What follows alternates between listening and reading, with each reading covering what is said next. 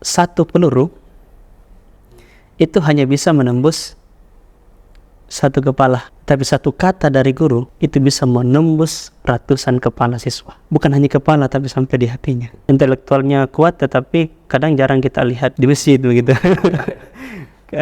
Kadang juga ya humanitasnya bagus, ketolong menolong, tapi jarang juga kita lihat di masjid. Assalamualaikum warahmatullahi wabarakatuh.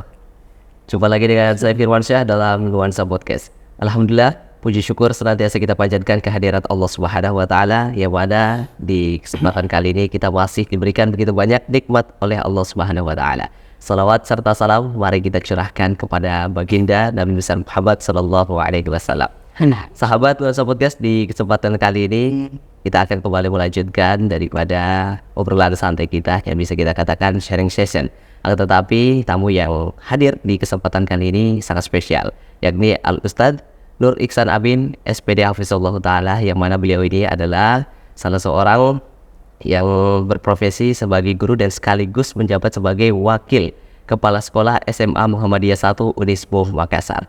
Assalamualaikum warahmatullahi wabarakatuh, Ustaz. Waalaikumsalam warahmatullahi wabarakatuh. Bagaimana kabar, Ustaz? Alhamdulillah baik. Alhamdulillah, terima kasih banyak, Ustaz, atas kesempatan ya bisa datang kemari untuk berbagi cerita, Ustaz. Iya. Nah, mengawal daripada obrolan kita, Ustaz, boleh untuk diceritakan di mana sih sebenarnya perjalanan pendidikan Ustaz sampai ke detik ini, Ustaz? Silahkan. Iya, baik. Terima kasih sebelumnya karena diundang di podcast ini. Mengenai pendidikan, saya SD itu tahun 2002. Jadi tidak TK, tidak PAUD. Dulu di kampung memang belum ada. 2002 saya masuk SD sampai 2008. Selesai itu lanjut SMP 2008 sampai 2011. Kemudian lanjut SMA 2011 sampai 2014. Kemudian kuliah di Unismu sampai 2019. Melihat kondisi yang saat ini, melihat profesi yang sudah dijalani, Ustaz, apakah sama sekali pas masa kuliah ini pernah menginjak yang namanya organisasi? Iya, alhamdulillah. Kalau organisasi itu mulai dari SMA. SMA ya. Jadi di SMA saya awali organisasi itu masuk PMR. Kemudian masuk OSIS. Di OSIS diberi amanah sebagai ketua. Iya. Kemudian nanti masuk kuliah itu menjabat sebagai ketua juga di HMJ Pendidikan Matematika Unismu Makassar.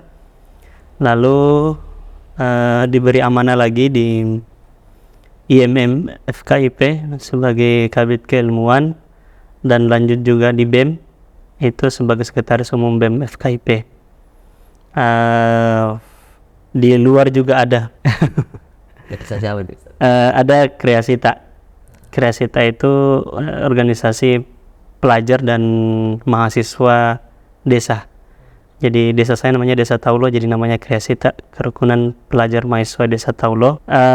Dan setelah selesai di BEM itu ada lanjut lagi di yang lebih luas namanya IMAKIPSI, Ikatan Mahasiswa Keguruan dan Ilmu Pendidikan seluruh Indonesia.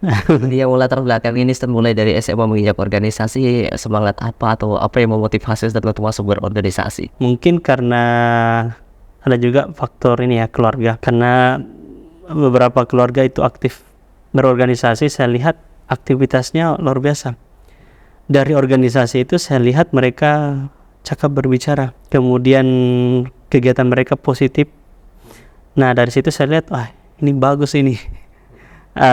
Akhirnya saya awali di SMA itu, saya coba masuk, saya lihat ada organisasi. Kebetulan itu hari di PMR ya, itu dipanggil sama senior untuk ikut di situ. Saya ikut-ikut saja. OSIS juga demikian. Dan ternyata karena kita menekuni di situ, ya akhirnya diangkat sebagai ketua OSIS. Di kuliah pun demikian, karena sudah ada dasar di SMA, makanya ketika sudah masuk kuliah, perpaduan antara akademik dan organisasi itu bisa kita seimbangkan. Tapi tadi dengarnya ada IMM itu Ustadz, ya pasti tentunya akan melalui banyak proses, banyak tantangan yang dihadapi. Kenapa begitu betah dalam berorganisasi? Pasti kan ada tantangan yang sekiranya ini bisa membuat kita itu Ustadz kayak mungkin cukup saja sampai di SMA atau bahkan 1-2 organisasi saja, bahkan sampai lanjut ke IMM ini. Apa yang menarik sebenarnya Ustadz? Lebih ke motivasi diri. Jadi menurut saya kalau hanya belajar saja itu masih kurang. Makanya kita di mahasiswa itu sering angkat istilah, kenapa IPK kuliah itu sampai 4 maksimal? Karena 96-nya itu di organisasi. Jadi kalau 4 di IPK di akademik, maka 96-nya itu di organisasi baru full 100. Ya gitu. Jadi motivasi internal lebih ke situ sih. Support system juga. Punya orang-orang yang ada di sekitar kita itu memang mendukung untuk kita berorganisasi. Di ekspektasi yang tadi awalnya dibangun katanya di dalam itu bisa menambah wawasan, itu dirasakan sekali ya? Jelas. Dari semua organisasi yang saya ikuti demikian. Dan saya pegang satu prinsip ya dalam berorganisasi, bahwa berorganisasi itu ada 2 transformasi. Yang pertama adalah transformasi ilmu, yang kedua adalah transformasi nilai. Jadi kalau kita berorganisasi itu ada proses perkembangan kapasitas keilmuan kita, dan juga value diri kita itu juga harus bertambah. Nah, kalau kita berorganisasi dan tidak ada pertambahan keilmuan dan value, maka ya berarti ada yang salah dari cara kita berorganisasi itu. Dan menurut saya berorganisasi itu ya cara untuk menambah value. Banyak skill-skill yang kita dapatkan, retorika, manajemen, kemudian kita bisa menjadi pemimpin, leadership. Rata-rata pemimpin bahkan di ranah Muhammadiyah kan pasti pernah merasakan namanya organisasi begitu. Iya, itu dari betul. IMM dan lain sebagainya. Tapi Ustadz, kalau kita melihat juga, kalau melihat teman-teman yang kadang berorganisasi tapi tidak mendapatkan apa yang seperti Ustadz katakan tadi, apakah mencari organisasi lain atau seperti apa? Iya, dalam organisasi juga perlu kita perhatikan ya, seperti apa organisasi yang kita geluti ini. Kalau di IMM alhamdulillah, karena seperti trikompetisinya kan dan triloginya itu membuat kita ya ini seimbang banget, mulai dari spiritual, intelektual dan humanitas itu kan perpaduan yang sangat komplit kalau di IMM menurut saya. Ya kadang-kadang kalau kita melihat ke tetangga itu ya intelektualnya kuat tetapi kadang jarang kita lihat di masjid begitu. Kadang juga ya humanitasnya bagus, ketolong menolong, tapi jarang juga kita lihat di masjid.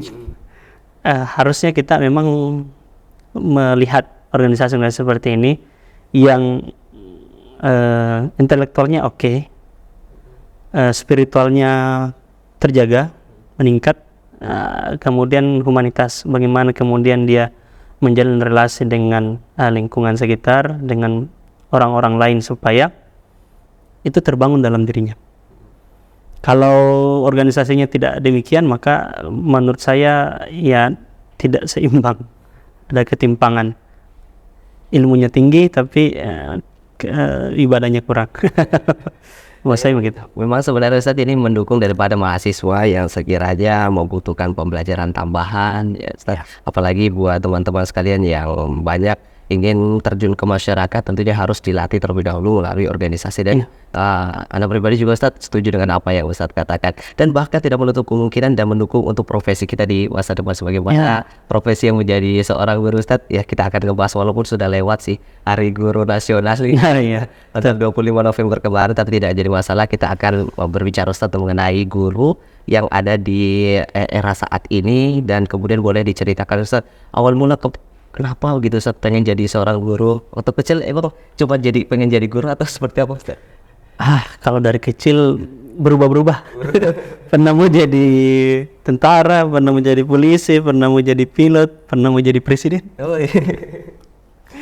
Iya, terakhir itu di SMA saya mau jadi presiden. Kemudian ketika kuliah, alhamdulillah lulus di pendidikan matematika. Dari situ awalnya saya masih mau jadi apa nanti nih pendidikan matematika. saya ikuti, saya geluti, pelan-pelan baru saya dapatkan, oh ya memang jadi pendidik itu adalah suatu mungkin awalnya tidak kita cita-citakan, tetapi ternyata setiap kita itu akan menjadi pendidik. Nah, saya berpikir kenapa tidak saya geluti dunia kependidikan ini supaya skill saya dalam mendidik itu lebih bagus lagi, lebih baik lagi, dan kemanfaatannya pun jauh lebih baik, lebih banyak. Jadi ketika mau menjadi guru itu pas perjalanan menjalani proses perkuliahan di pendidikan matematika itu. Tapi selama keputusan itu yang diambil oleh Ustadz, nggak pernah lagi berpikir mau kembali ke jalan awal, pengen jadi dokter lah, jadi presiden, bahkan ini kan lebih tinggi gitu Ustadz. Iya, mungkin karena support system di dalam ya. Ini bagus pertanyaannya. Ketika di semester awal itu masih sempat berpikir untuk mendaftar di di kampus negeri nanti. Tetapi ketika sudah menjalani 1 tahun perkuliahan, saya sudah aktif di HMJ, saya sudah aktif di IMM, dan di dalam sangat support dengan gairah saya untuk berorganisasi, kemudian sangat support dengan perkembangan intelektual saya. Jadi saya pikir ya kayaknya mau jadi guru, mau jadi dokter, intinya kan kita bermanfaat. Nah, di dalam organisasi itu kan kita diajak untuk selalu bermanfaat. Khairun nas anfa'uhum linnas. Semangatnya di situ. Wah, ini selalu mendukung ya Ustadz ya, apapun yang kita lakukan ini selagi kita niatkan baik pasti ya ujung-ujungnya juga baik, seperti apa menjadi seorang guru ini Ustadz. Tapi sebenarnya apa sih yang membuat Ustadz ini semakin kayak termotivasi untuk menjadi seorang guru? Kan banyak orang kadang mau cari profesi itu ya pengen enaknya aja begitu Ustadz ya. Kadang ada yang bisa pengen menjadi seorang pembisnis dan lain sebagainya, tapi Ustadz memilih menjadi seorang guru gitu Ustadz. Nabi itu guru para sahabat. Para sahabat pun guru. Ya, guru itu kan mendidik. Nah, semua orang itu akan menjadi pendidik. Semua orang pun menjadi peserta didik. Menurut saya ladang yang paling luas untuk pendidik, yang paling luas untuk bermanfaat itu adalah guru. Bayangkan motivasi misalnya amal jariah yang kita dapatkan ketika kita menjadi guru. Satu siswa saja itu ketika yang kita ajarkan diamalkan itu kan menjadi amal untuk kita. Kemudian diajarkan kembali kepada generasinya itu juga menjadi amal bagi kita. Dan seterusnya itu akan menjadi amal jariah yang sangat banyak. Yang kedua, saya pernah bandingkan antara menjadi tentara dan menjadi guru ya. 1 peluru itu hanya bisa menembus 1 kepala, tapi 1 kata dari guru itu bisa menembus ratusan kepala siswa. Bukan hanya kepala tapi sampai di hatinya. Nah, kalau 1 kata itu sampai di hatinya, maka insya Allah siswa ini akan berubah menjadi lebih baik. Kebaikannya pun bisa menginspirasi orang lain. Jadi begitu banyak kemanfaatan yang kita dapatkan ini dari guru. Dan itu kan konsisten karena terjadwal, setiap hari ada siswa yang kita ajar, setiap hari ada kebaikan yang kita sampaikan kepada siswa. Berbeda mungkin dengan yang lain.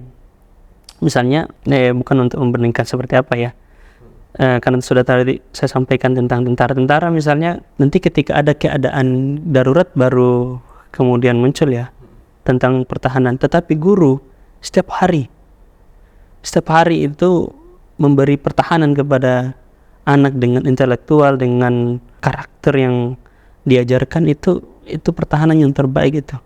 Jadi biar sekuat apa sebenarnya pertahanan negara atau pertahanan tentara, kalau karakternya itu tidak diperbaiki maka akan rubuh juga.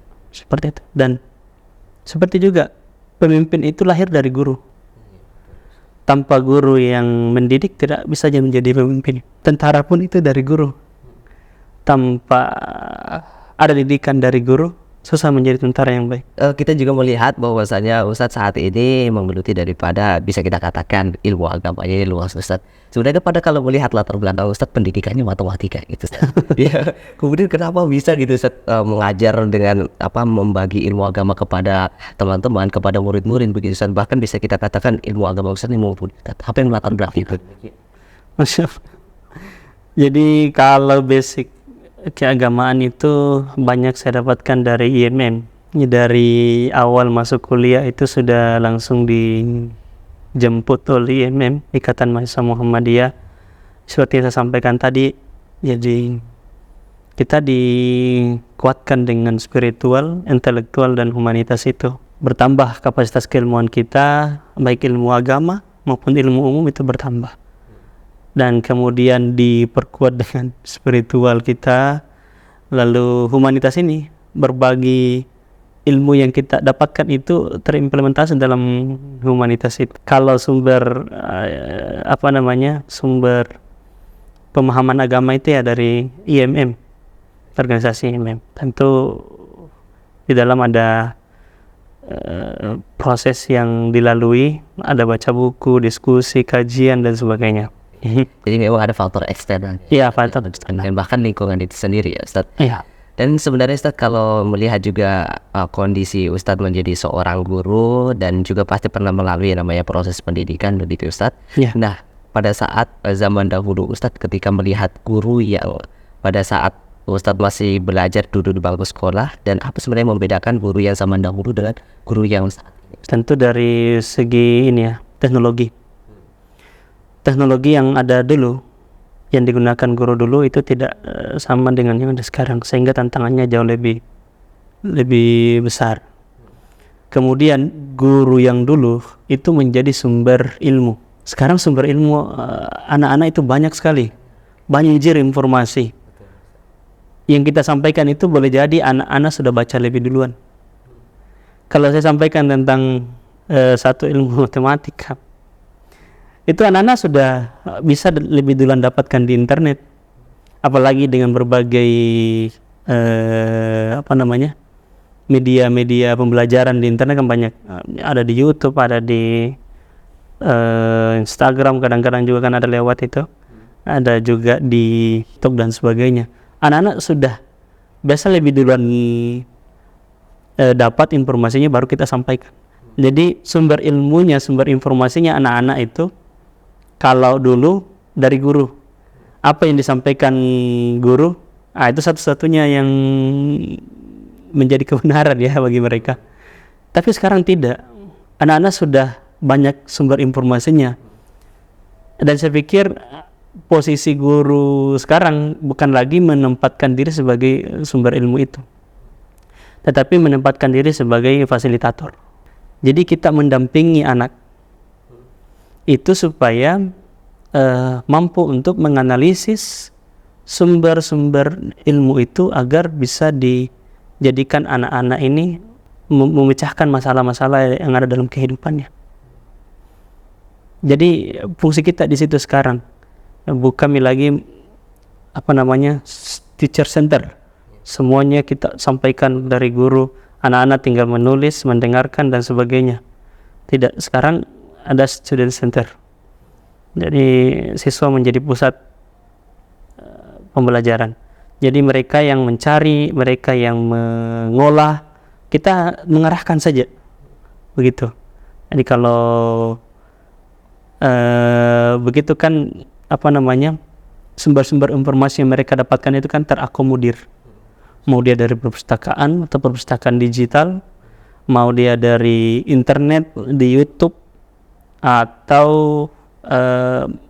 mungkin ada misalnya ruang guru, Kuiper dan sebagainya, atau Edomu yang digunakan, ya itu menjadi sumber informasi bagi mereka dan kita tinggal mengarahkan mereka. Tapi kalau dari segi kualitas Ustaz tentunya kan berbeda Ustaz. Kayak pendidikan dari zaman dulu itu ya mau dipukul, mau di apa segala sesuatu, yang penting karakternya baik, dan beda kualitasnya dengan yang saat ini Ustaz, yang model pembelajarannya ini cara mendidiknya berbeda, tidak seperti zaman dahulu. Nah yang kualitas sebenarnya kalau bicara masalah kualitas itu seperti apa baiknya Ustaz? Kondisi guru itu tentu sesuai dengan zamannya ya. Saya tidak mau membandingkan bahwa dulu kurang berkualitas, sekarang berkualitas, tidak. Sama-sama berkualitas di zamannya. Karena kualitas guru itu tergantung dari kondisi siswa yang dihadapi. Gitu. Kalau kondisi dulu karena memang teknologi itu belum ada. Nah, sehingga guru menyesuaikan dengan kondisi siswa, karena dulu sumber informasi belum ada, maka yang disampaikan yang guru tahu disampaikan ke siswa.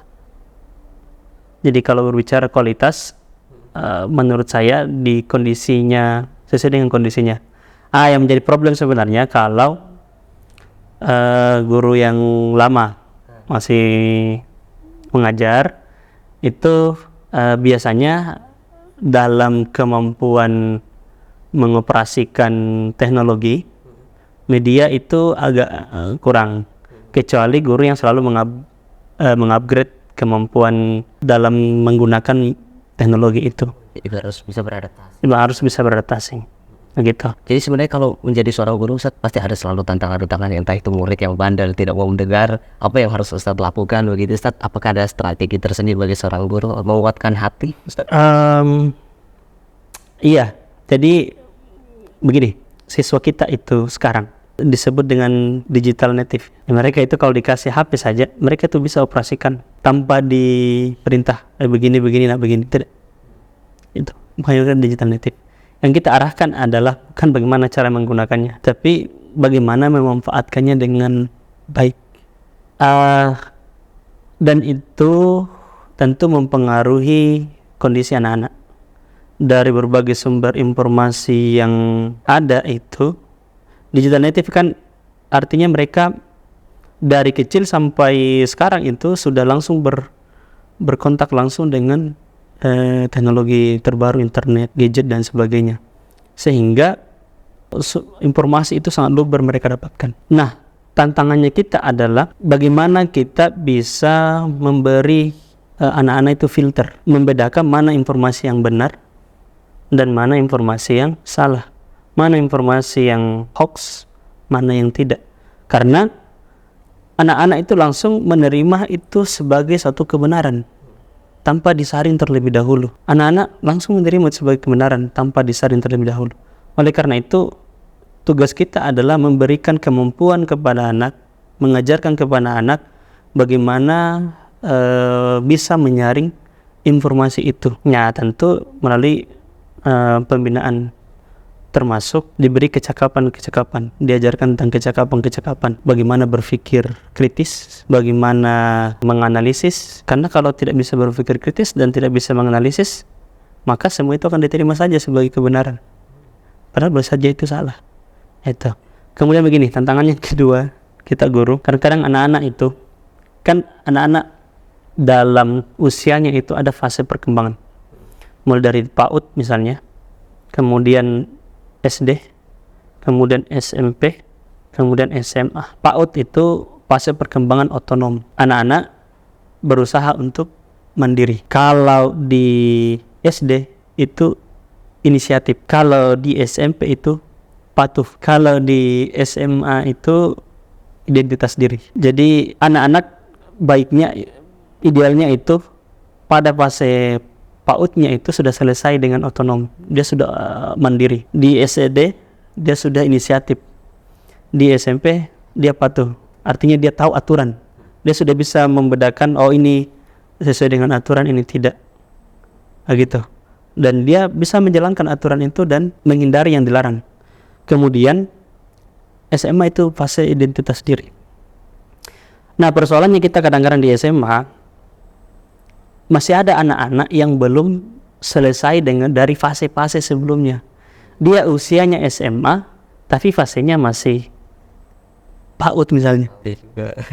Iya, dia usianya SMA tapi masih belum ada inisiatif. Dia usianya SMA tapi aturan masih sering dilanggar. Jadi fase ini sebenarnya harus selesai di masing-masing fase. Nah, itu tantangan kita biasa, dan itu yang berat. Nah, makanya kita di awal itu mendiagnosa siswa, anak ini seperti apa sih? Dilihat ada diagnostik, yang namanya tes diagnostik ya. Diagnostik kognitif, ada afektif, ada psikomotorik. Jadi itu diuji semua secara kognitif, kemampuannya seperti ini, secara afektif seperti ini, secara psikomotor seperti ini. Dan itu nanti kita lihat, dia belum bisa otonom, dia belum bisa mandiri. Berarti ini masih perlu bimbingan terus, masih perlu diingatkan lagi. Nak, tulis ki kerja tugas tak. Nah, belum ada kemandirian, masih sering menyontek misalnya. Ya, kemudian inisiatif, nanti disuruh baru mau, misalnya sholat. Nah, sudah azan. Oh ya, tidak ada inisiatif dia untuk langsung pergi.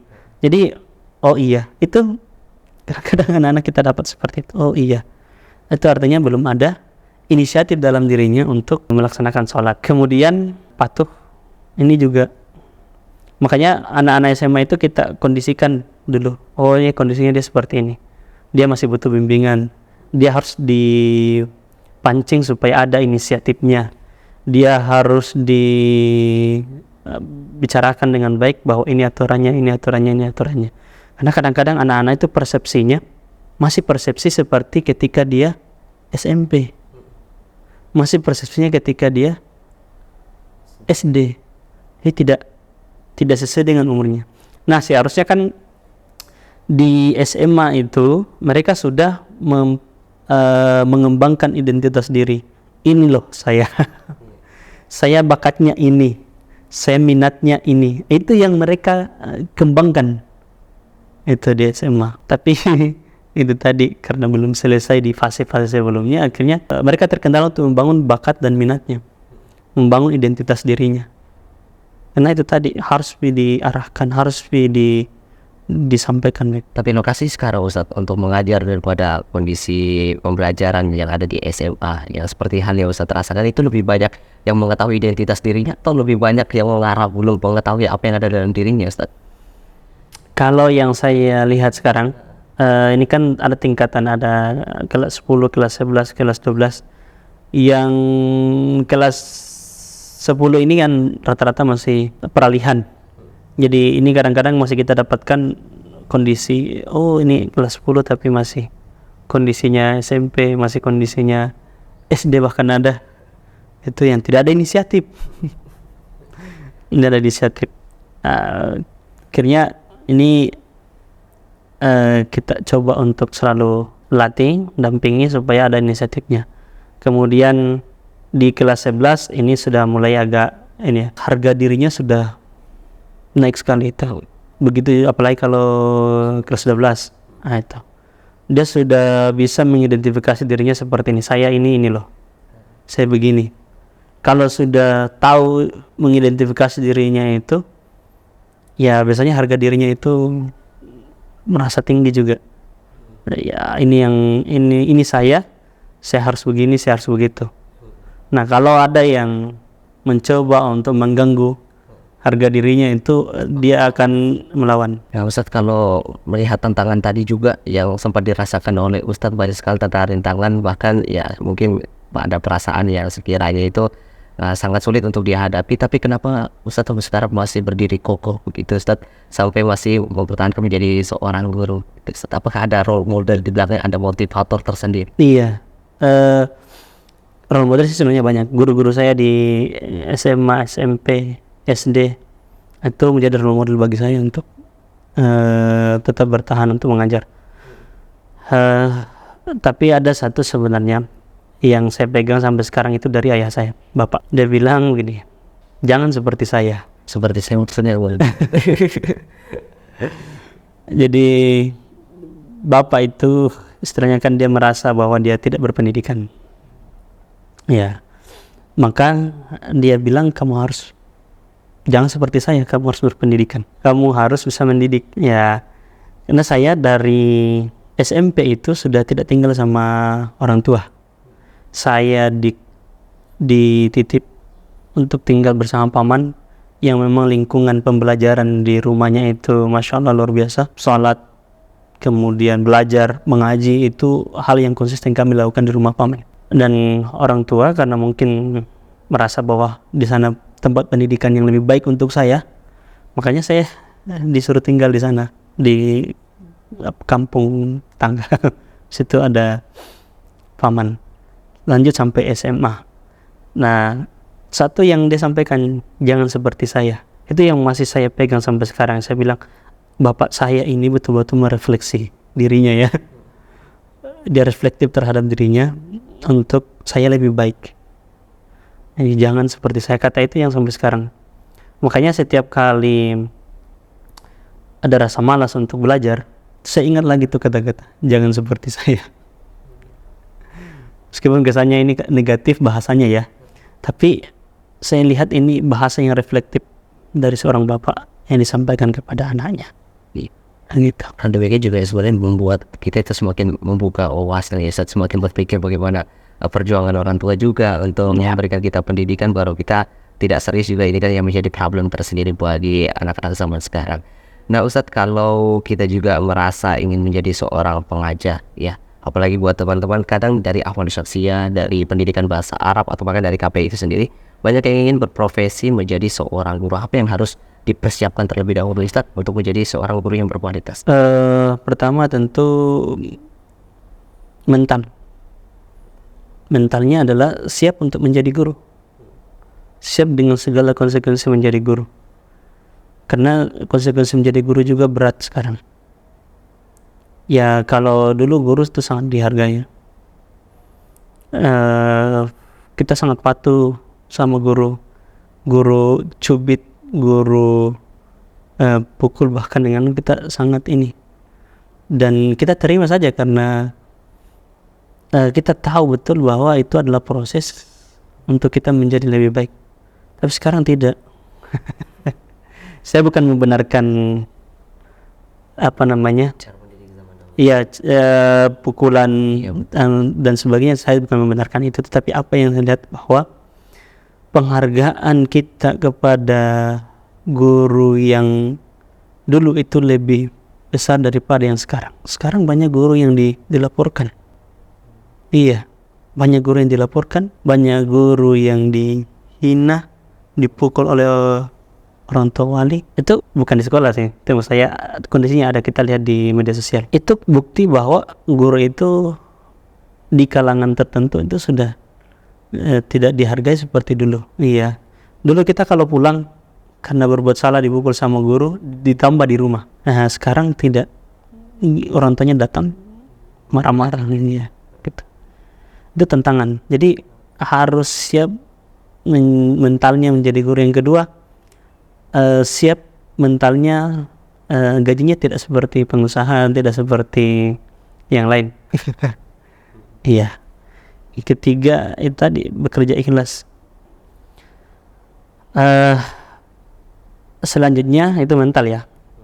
Selanjutnya adalah kapasitas keilmuan.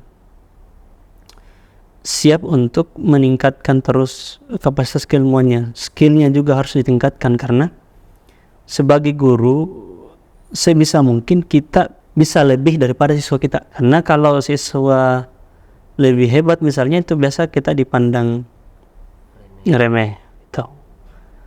Tapi kalau kita mempunyai kemampuan, kapasitas keilmuan yang lebih daripada mereka, itu lebih bagus lagi.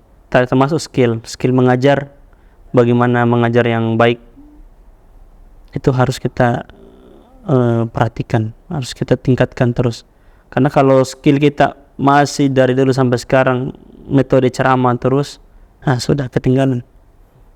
Iya, sedangkan perkembangan teknologi dan perkembangan kemampuan siswa itu naik terus.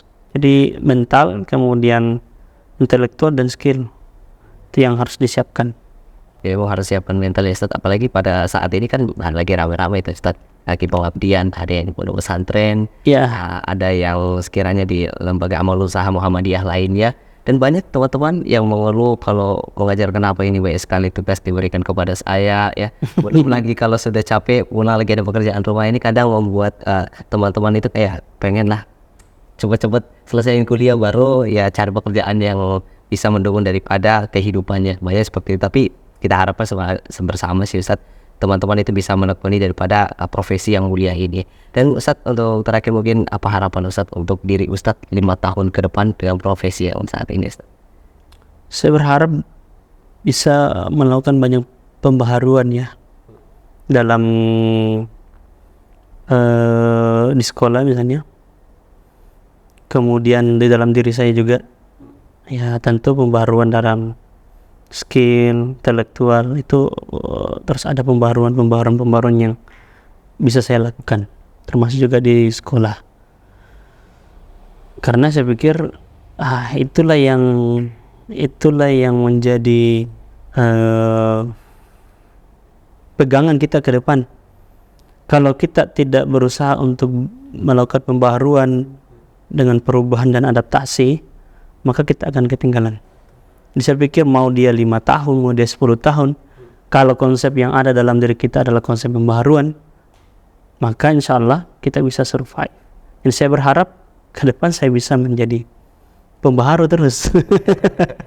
Itu. Kita doakan bersama Ustadz ya, aminkan bersama begitu ya. Dan untuk Ustadz terakhir kan ini memberikan closing statement Ustadz buat teman-teman yang menonton mungkin membutuhkan motivasi, Ustadz dipersilahkan. Menjadi guru itu tidak mudah dan tidak sulit. Yang sulit itu kalau tidak mau. Dan saya pikir motivasi kita untuk menjadi guru itu adalah kebermanfaatan yang bisa kita berikan kepada orang yang lebih banyak. Kalau menjadi guru itu bisa memberi manfaat yang luas kepada semua orang. Boleh saja sekarang saya hanya mengajar 1 orang, tetapi 1 orang mengajar 2 orang, 2 orang mengajar 4 orang, dan seterusnya. Maka kebermanfaatan kita yang tadinya hanya mengajar 1 orang itu menjadi lebih banyak. Dan perubahan itu berangkat dari guru. Perubahan itu berangkat dari guru. Kalau tanpa guru tentu tidak akan ada orang yang mendirikan bangunan, tidak akan ada orang yang memimpin, tidak akan ada orang yang menjadi ekonom, tidak akan ada orang yang menjadi sukses seperti sekarang. Semua itu berangkat dari guru. Jadi seperti itu ya, meskipun kelihatannya sedikit pengaruhnya, tapi pada dasarnya itu berangkat dari guru ya. Saya kira seperti itu. Jadi sekali lagi ya, sahabat Nuansa Podcast, memang menjadi seorang guru ini tidak mudah dan tidak sulit. Berangkat dari diri kita untuk bagaimana mampu untuk menjadikan diri kita lebih baik dan memberikan ilmu kepada orang lain yang ada di sekitar kita.